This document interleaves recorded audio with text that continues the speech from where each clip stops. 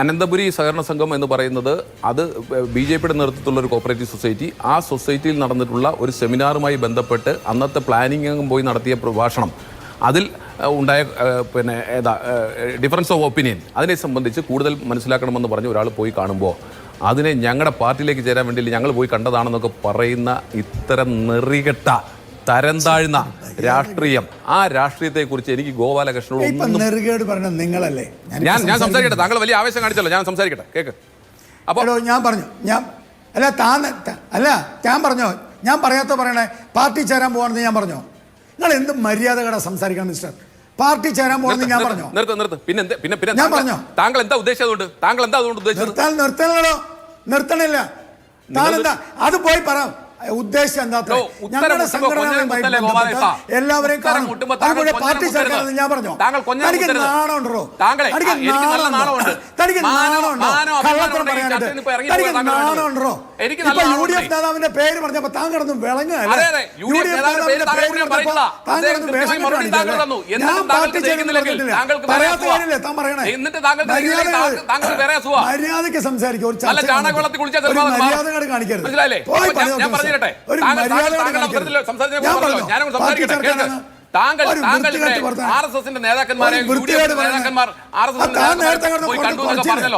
ഇവിടെ ഞാൻ തിരിച്ചു ചോദിക്കട്ടെ, ഇവിടെ ശോഭാ സുരേന്ദ്രൻ പറഞ്ഞില്ലായിരുന്നെങ്കിൽ ഈ പറഞ്ഞ EP ജയരാജനും അതുപോലെ തന്നെ നിങ്ങളുടെ ഇവിടുത്തെ പ്രഭാരി ഉണ്ടായിരുന്നല്ലോ പ്രകാശ് ജാവ്ദേക്കർ, അദ്ദേഹവുമായി നടത്തിയ കൂടിക്കാഴ്ചയെ കുറിച്ച് നിങ്ങളുടെ നേതാവ് തന്നെയല്ലേ നിങ്ങളുടെ ആഭ്യന്തര കലാപത്തിന്റെ ഭാഗമായി പുറത്തു പറഞ്ഞത്?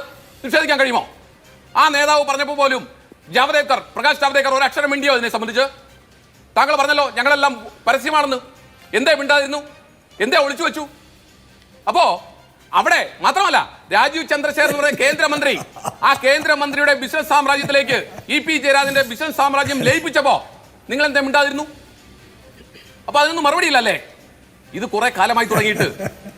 അപ്പൊ ഞങ്ങൾക്കെതിരെ അനാവശ്യമായ ആരോപണങ്ങൾ ഉന്നയിച്ചാൽ ഞാൻ പറയട്ടെ സഹോദര, എന്തിനാ അസ്വസ്ഥനാവുന്നേ? അങ്ങനെ ഞങ്ങൾക്കെതിരെ അനാവശ്യമായ ആരോപണം ഉന്നയിച്ചാൽ ആ സ്പോട്ടിൽ ഞങ്ങളത് പറഞ്ഞ് ക്ലിയർ ചെയ്തിട്ട് പോകും. ഞങ്ങളെ സംബന്ധിച്ച് ഞങ്ങൾക്ക് വ്യക്തതയുണ്ട്. ഇവിടെ ഇപ്പോഴും ഞാൻ ചോദിക്കട്ടെ, ഈ പറയുന്ന ADGPയുമായി ബന്ധപ്പെട്ട് നിങ്ങളുടെ ഭാഗത്തുനിന്ന് ഒരു വിശദീകരണം ഉണ്ടായോ?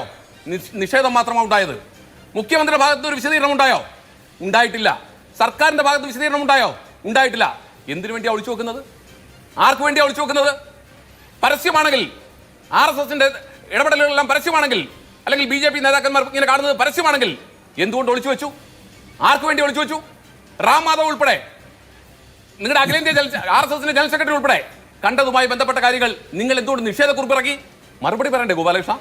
മറുപടി പറഞ്ഞാലേ പോകാൻ പറ്റൂ. പിന്നെ ഇടതുപക്ഷ നിരീക്ഷകൻ പറയുന്നത് അദ്ദേഹം എന്താ പറയുന്നത്, CP ജോണിന്റെ കിഴങ്ങ് കൃഷിയെ സംബന്ധിച്ച് നോക്കാൻ നടക്കുക. അവിടെ അദ്ദേഹം ഒരു കോളേജ് പ്രൊഫസറാണ്. അവിടെ പറഞ്ഞത് അതിനകത്തുണ്ടായ ടെക്നിക്കൽ കാര്യങ്ങളെ സംബന്ധിച്ച് ഒരു അക്കാഡമിക് ഇൻട്രസ്റ്റിൽ സംബന്ധിച്ചാ പറഞ്ഞത്. അവിടെയൊക്കെ എന്തിനാ വിരളി പൂളുന്നതെന്നേ? ഇവിടെ പറഞ്ഞു കോൺഗ്രസിന്റെ ബാന്ധവത്തെക്കുറിച്ചും അല്ലെങ്കിൽ പല കാര്യങ്ങളും പറഞ്ഞു. ഞാനും ചോദിക്കട്ടെ, ശിവദാസ മേനോൻ പാലക്കാട് മത്സരിക്കുമ്പോൾ ജനസംഘം BJPയുടെ പൂർവ്വരൂപം LK അദ്വാനിയോടൊന്നും സംസാരിച്ചില്ലേ? KG മാരാർ വേദിയിൽ ഉണ്ടായിരുന്നില്ലേ? അന്ന് ഈ പറയുന്ന പിണറായി വിജയൻ എവിടെയാ കൂത്തുപറമ്പിൽ മത്സരിച്ചത് ഈ ജനസംഘത്തിന്റെ പിന്തുണയോടുകൂടിയല്ലേ?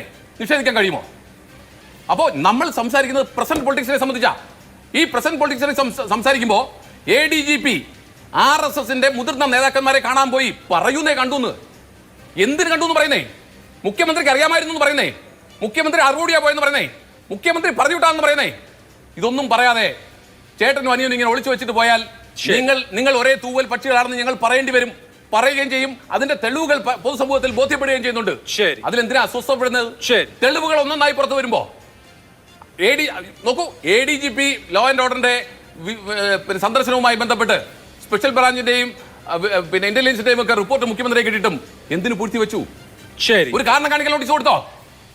അത് ചോദിക്കില്ലേ? നോക്കൂ, എന്നിട്ട് ഇന്ന് മന്ത്രിമാർ പറയാ ഞങ്ങളാണ് യഥാർത്ഥ BJP വിരുദ്ധർ, ഞങ്ങളാണ് യഥാർത്ഥ സംഘ പരിവാർ വിരുദ്ധർ. പറയുന്നതിന് നാണം വേണ്ടേ MP രാജേഷിന്? ഇന്നും അന്ന് പറയാ ഇത്രയൊക്കെ ചെയ്തിട്ടും ഉളുപ്പെന്ന് പറഞ്ഞ സാധനം വേണ്ടേ? തൊലിക്കട്ടി അപാരമാണ്.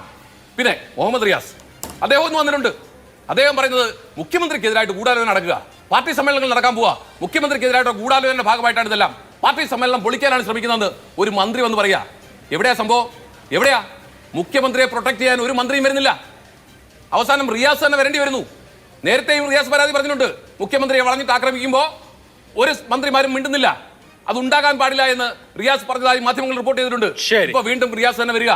ഞങ്ങളുടെ ചോദ്യം, ഞങ്ങൾ അപ്പോഴും ചോദിക്കുന്നത്, ഇത്തരത്തിൽ കൂടിക്കാഴ്ച ഉണ്ടായിരുന്നെങ്കിൽ നിങ്ങൾ എന്തിനു ഒളിച്ചു വെച്ചു? എന്തായിരുന്നു നിങ്ങളുടെ അജണ്ട? ശരി, അതൊരു പ്രധാനപ്പെട്ട ചോദ്യമാണ്.